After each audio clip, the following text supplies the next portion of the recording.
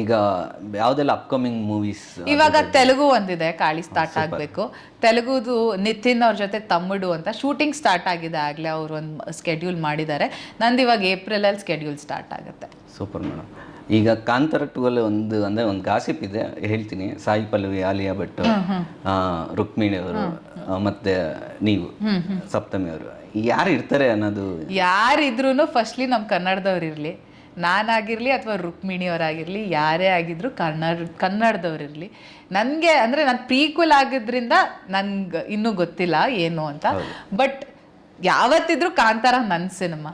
ಹೌದು, ನನ್ನ ತಂಡ, ನಾನು ಲೀಲಾ ಆಗಿದ್ದು ಫಸ್ಟ್. ಸೊ ಯಾರೇ ಇದ್ರೂ ಸಿನಿಮಾ ಚೆನ್ನಾಗಾಗಬೇಕು ಮೇನ್ಲಿ. ಆ್ಯಂಡ್ ಖಂಡಿತ ಯಾರೇ ಸೆಲೆಕ್ಟ್ ಆದ್ರೂ ಅವ್ರಿಗೆ ಅರ್ಹತೆ ಇದ್ದೇ ಸೆಲೆಕ್ಟ್ ಆಗ್ತಾರೆ.